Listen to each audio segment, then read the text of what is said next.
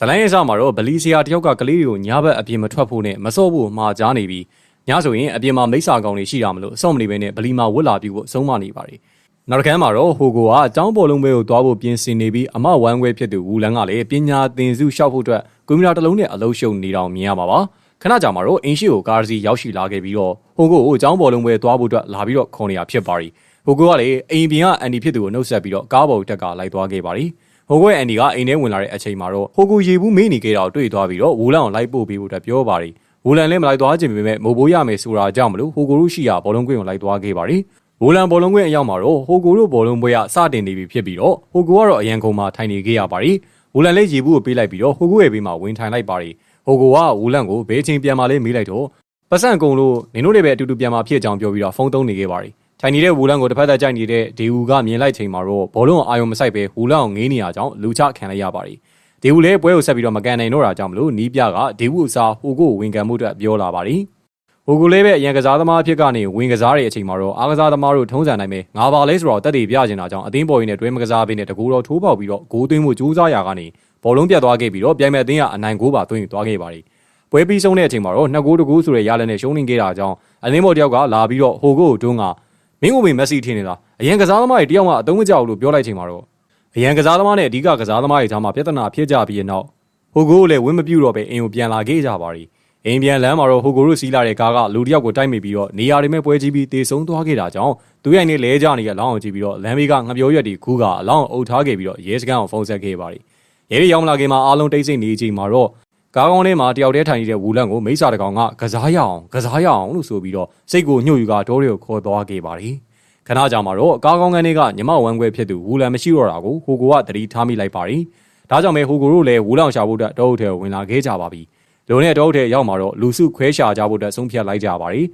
တောအုပ်ထဲကတစ်ပစ်တပင်းရဲ့အောက်မှာတော့ငိုနေတဲ့ဝူလန်ကိုဟိုကိုတို့ကတွေးလိုက်ရတဲ့အချိန်မှာတပြေးပြေးချင်းအရှိကိုတိုးပြီးတော့ဝူလန်နာရောက်တဲ့အခါမှာတော့ရုတ်တရက်ဝူလန်ကပျောက်သွားခဲ့ပြီးဟိုကိုနောက်မှာပေါ်လာကကြောက်တုံးနဲ့ထူဖို့တက်ရွေနေတဲ့အချိန်မှာပဲကားဒရိုက်ဘာကရုတ်တရက်ပေါ်လာပြီးဟိုကိုလမ်းခေါ်လိုက်တာကြောင့်ဝင်မှုနေတဲ့မိစ္ဆာလည်းချက်ချင်းထွက်သွားပြီးတော့ဝူလန်လည်းလဲကျသွားခဲ့ပါရီတပတ်မှာတော့ရဲတွေရောက်ရှိလာခဲ့ပြီးတော့တေဆုံးနေရလောင်းစစ်ဆေးကရွာသူရွာသားတွေကလည်းဒုတ်ထဲမှာပျောက်သွားတဲ့ဝူလန်တို့ကိုလိုက်ရှာခဲ့ရကနေပြီးတော့ဟိုကိုနဲ့ဝူလန်ကိုပဲရှာတွေ့ခဲ့ပြီးတော့ကျန်တဲ့6ယောက်ကတော့ပျောက်ဆုံးနေစေပဲဖြစ်ပါရီအခင်းပြစ်ပွားခဲ့တဲ့နေရာမှာဆက်လက်စစ်ဆေးမှုတွေပြုလုပ်နေတော့ကားတစ်စီးနဲ့အာဒီဆိုတဲ့လူတယောက်ရောက်လာပြီးငိုနေတာကားတိုက်ပြီးတော့တေဆုံးသွားတဲ့လူရဲ့အဖေလားလို့ဘေးနာရွာသားတယောက်ကိုမေးလိုက်ပါရီရွာသားလည်းမဟုတ်ဘူးဗျငိုနေတာဒုတ်ထဲမှာပျောက်နေတဲ့ကလေး6တယောက်ရဲ့ဖခင်ပဲလို့ဝင်ပြေးပါရီအာဒီလည်းကားပေါ်ပြန်တက်သွားကတေဆုံးနေရလောင်းရဲ့မျက်နှာနဲ့ကားထဲမှာပါလာတဲ့ဓာတ်ပုံကိုကြည့်နေတဲ့တခုခုကိုစဉ်းစားနေတဲ့အချိန်မှာပဲတငယ်ချင်းဖြစ်သူ AUC ကနေပြီးတော့ဖုန်းဝင်လာအကြောင်းမလို့ဖုန်းကိုကိုင်းလိုက်ပြီးတော့ဘယ်ရောက်နေပြီလဲလို့ AU ကလှမ်းမေးလိုက်ချိန်မှာတော့ငါရောက်တော့မယ် AU မကြခင်ငါဒီဖေကိုရှာတွေ့တော့မယ်လို့ပါပြောလိုက်ပါရီနောက်ရဲ့အကြောင်းပြန်ဖွင့်တဲ့အခါမှာတော့ဝူလန်နဲ့ဟိုကိုကလည်းပုံမှန်တိုင်းပဲအကြောင်းကိုသွားခဲ့ကြပါရီဟိုကိုလည်းအကြောင်းနဲ့ဝင်လာတဲ့အချိန်မှာတော့ဘောလုံးပွဲကပြဿနာအကြောင်းမလို့မကျင်းတဲ့သေးတဲ့နက်ကမင်းမတွေကြံစီနေရလေငါတို့အသိကိုရှုံးအောင်မင်းတို့တမင်လှုပ်ထားတာမလားဘယ်မှာလဲအန်ဒရူဆိုတဲ့ကောင်လို့မေးလိုက်တဲ့အချိန်မှာတော့အနောက်ကနေဝူလန်ရောက်လာပြီးတော့ငါလာပြီငါဒီမှာနင်တို့စိတ်မပူကြနဲ့ညကြရင် तू ကနင်တို့လာပြီးတော့ခေါ်လိမ့်မယ်လို့ပြောပြီးတော့ထွက်သွားခဲ့ပါရီမိုးစားကြောင်စင်းချိန်မှာတော့ဒေဘူးကအကြောင်းအင်သားထဲမှာမျက်နှာတက်နေတော့နက်တို့အတန်ကိုကြားလိုက်ရအောင်မလို့အင်သားထဲမှာပုံနေလိုက်ရပါရီနက်ကလည်းမျက်နှာတက်ပြီးမှန်ကိုကြည့်လိုက်တဲ့အချိန်မှာတော့မှန်နေကနေဝူလန်ကိုမြင်လိုက်ရအောင်အနောက်ပြန်လှည့်ကြည့်တဲ့အချိန်မှာတော့ဘယ်သူမှရှိမနေခဲ့တာကြောင့်မလို့အင်သားတကောက်ကိုခောက်ကဝူလန်လို့အော်ခေါ်နေတဲ့အချိန်မှာပဲဝူလန်အနောက်ကပေါ်လာပြီးတော့နက်ကိုတတ်ဖို့ကြိုးစားနေချိန်မှာတော့နက်လေဝူလန်မလုပ်ပါနဲ့လို့အော်ဟစ်နေရကြောင်းမလို့အိမ်သားရဲ့ပုံနေရဲ့ဒီဘူးကအပြင်ကိုထွက်ကနက်ငါပါဒီဘူးလေဘယ်သူမှမရှိဘူးလို့ဆိုလိုက်တော့မှမျက်လုံးဖွင့်ကြည့်လိုက်တဲ့အခါမှာတော့ဝူလန်လည်းမရှိတော့ပါဘူး။ကြောင်းစင်းချိန်မှာတော့ဝူလန်6တာခံခဲ့ရတဲ့အကြောင်းကိုဟိုကိုတို့ပြောပြလိုက်တဲ့အချိန်မှာတော့ဟိုကိုလေကားတိုက်မှုဖြစ်ပြီးတည်းကဝူလန်ပုံကပုံမှန်မဟုတ်ကြောင်းသူလည်းပဲအချောက်ခံရကြောင်းပြောတော့ဒီဘူးကလုံခဲ့တဲ့20လောက်ကဂျတီဂျာဂျာရွာမှာဒီလိုဖြစ်ဘူးတယ်လို့သူ့ရဲ့အဖိုးကပြောပြဘူးလို့ဆိုလိုက်ပါရီအဲ့ဒီအချိန်မှာပဲပြေးလွှားနေတဲ့ရွာသားတွေကိုတွေ့လိုက်ရပြီးအနောက်ကလိုက်ကြည့်တော့တပ်စားခံထားတဲ့အကြောင်းတကောင်ဝိုင်းကြည့်နေကြတဲ့ရွာသူရွာသားတွေကိုတွေ့လိုက်ရပါရီတချိန်င်းမှာပဲတုပ်ထဲမှာလည်းအစားခံထားတဲ့အကြောင်းသေးအများကြီးတွေးရှိခဲ့တာကြောင့်ဒါလုံခဲ့တဲ့20လောက်ကဒီလိုဖြစ်ခဲ့ဘူးကြောင်းအသက်ကြီးမိန်းမတယောက်ကပြောပြနေပါရီအဲ့ဒီဖြစ်ပျက်ကိုအဝေးကလမ်းကြည့်နေတဲ့သူကတော့အာဒီပါပဲဒီလိုနဲ့ညနေရောက်တော့တရွာလုံးကကိုကလေးကိုခေါ်ပြီးတော့အိမ်ထဲကိုအပြေးလွှားဝင်နေကြစဉ်နက်ကတွန်စီကိုဖုန်းခေါ်ကညကြရင်အန်ဒရူကလာခေါ်မယ်ကြောင်းကျောင်းမှာဝူလန်ကပြောခဲ့ကြောင်းစိုးရင်စွာပြောနေပေမဲ့လေအယုံကြည်မရှိတဲ့တွန်ကမကြောက်ဘူးကွာလာပလိစီလို့ပြောကဖုန်းချလိုက်ပါရီအဲ့ဒီအချိန်မှာပဲတကားခောက်တန်ကြလို့ထွက်ကြည့်တဲ့အခါမှာဘယ်သူမှမရှိလို့တကားကိုပြန်ပိတ်လိုက်ပါရီဒီအချိန်မှာတော့မိစ္ဆာတွေကအိမ်ထဲကိုရောက်နေပြီးတွန်းကိုတက်ဖို့အတွက်ကြိုးစားကြပါရီနက်ကလည်းတွန်းဖုန်းမကင်တာကြောင့်မလို့စိတ်ပူပြီးတော့ဗလီမှာဝစ်ပြူနေတဲ့ဒေဝူထံကိုဖုန်းခေါ်နေခြင်းမှာပဲ တကားခောက်တန်ကြအကြောင်းမလို့ဖွင့်ကြည့်လိုက်တဲ့အချိန်မှာအန်ဒရိုမိတ်ဆာတွေဖြစ်နေခဲ့ပြီးဝစ်ပြူပြီးလို့ဖုန်းကင်လိုက်တဲ့ဒေဝူကလေအန်ဒရိုနာမည်ပဲအော်ခေါ်နေတဲ့နက်အတန်ကြောင်းမလို့ဒေဝူလည်းဗလီအပြင်ကိုထွက်ကနက်တို့အိမ်ကိုပြေးလာရင်းနဲ့ဆိုင်ကယ်နဲ့မုံပို့ပြီးပြန်လာတဲ့ဟိုကုန်းနဲ့တွေ့လို့အကျိုးအကြောင်းရှင်းလိုက်တော့ဟိုကုန်းနဲ့ဒေဝူတို့နှစ်ယောက်သားကနက်အိမ်ကိုပြေးထွက်လာပါတော့တယ်။နက်ရဲ့အိမ်ရောက်မှာတော့တုတ်ထဲမှာပျောက်ပြီးတော့မိတ်ဆာဖြစ်သွားတဲ့အန်ဒရိုတို့ချောင်းနဲ့တွေ့လိုက်ရပြီးတော့ဟိုကဘာဖြစ်နေတာလဲအန်ဒရိုလို့မိလိုက်တော့မိတ်ဆာတွေကအစတင်ပြီးတော့တိုက်ခိုက်ပါတော့တယ်။ဟိုကုန်းနဲ့ဒေဝူလည်းပဲခုခံတိုက်ခိုက်ကြရတဲ့မိတ်ဆာရဲ့လက်ကနေပြီးတော့လွတ်အောင်ကယ်ကြပါအောင်လို့အော်ဟစ်ကအကူကြီးတောင်းပြီးတော့အင်ဂျိုအင်ညာရှောက်ပြီးမိတ်ဆာတွေကလည်းအနောက်ကနေလိုက်အတန်ကြားလို့ထွက်ကြည့်တဲ့ရွာသားတွေကိုလည်းမိတ်ဆာတွေကတက်ပြီးတော့ဟိုကုန်းနဲ့ဒေဝူတို့နောက်ကိုတောက်လျှောက်လိုက်ဖမ်းနေပါတယ်။ပြင်းနဲ့ဒေဝူက6နာသွားခဲ့တာကြောင့်မလို့ဟိုကိုကတွဲပြီးတော့ပြေးနေတော့မှရုတ်တရက်အာဒီယာကားနဲ့ရောက်လာပြီးတော့ကားပေါ်တင်ခေါ်သွားပါတော့တယ်။ဘေးလို့ရရောက်မှာတော့အာဒီယာဒီဖြစ်ပျက်တွေကိုလိုက်လံစုံစမ်းနေသူဖြစ်ပြီးတော့မိတ်ဆာရဲ့နောက်ကယ်မှာဦးမူဘရန်လို့ခေါ်တဲ့ကလေးမိတ်ဆာမာကြီးတကောင်ကကြိုးကင်နေရဖြစ်တယ်လို့ဒေဝူနဲ့ဟိုကိုတို့ရှင်းပြလိုက်တဲ့အချိန်မှာတော့ဒေဝူကဒါတွေကိုဦးလေးကဘယ်လိုသိရလဲလို့မေးတော့အာဒီယာလေသူကဂျက်တီကြကြရွာသားဖြစ်ကြောင်းလွန်ခဲ့တဲ့နှစ်20လောက်ကအခင်စိုးတငယ်ချင်းတွေကိုမိတ်ဆာလက်ချက်နဲ့အဆုံးရှုံးခဲ့ရကြောင်းသူကလည်းကံကောင်းလို့မိတ်ဆာတက်တာမခံခဲ့ရကြောင်းရှင်းပြလိုက်ပါတယ်နောက်တနေ့မနေ့ရောက်မှာတော့ဟိုကိုက NDC ကိုဖုန်းဆက်ကြည့်တော့သူတငယ်ချင်းတွေအကုန်လုံးအသက်ခံရကြောင်းအာဒီကိုပြောလိုက်ပါတယ်အာဒီလည်းညအသက်ခံရတဲ့အလောင်းတွေကိုတကြုံရဲ့တင်းချိုင်းကိုသွားခဲ့ပြီးတော့အဝေးကနေစောင့်ကြည့်နေခဲ့ပါတယ်စောင့်ကြည့်နေတဲ့အာဒီကိုမိတ်ဆာပူးနေတဲ့ဝူလန်တွေ့သွားပြီးတော့တဖြည်းဖြည်းအနားရောက်လာချိန်မှာတော့နင်းနဲ့နင်းအသက်ရှူတဲ့ငါကုန်မှတ်မိတယ်နင်းဒီကိုဘာလာလောက်တာလဲသူတို့ကဲဖို့လားငါစီမှာအညံ့ခံဖို့လားလို့မေးလိုက်ပါတယ်အာဒီကလည်းနင်းကိုတက်ဖို့လို့ပြန်ပြီးတော့ဖြေပါတယ်မိတ်ဆာမလေးငါ့ကိုမတက်နိုင်ရင်ဒီရွာကလေးတွေအကုန်လုံးတက်ပြစ်မယ်လို့စိန်ခေါ်ကထွက်သွားပါတော့တယ်အာဒီလည်းဟိုကုန်းနဲ့ဒီဝူစီကိုပြန်ကအဆောင်တစ်ခုပေးပြီးတော့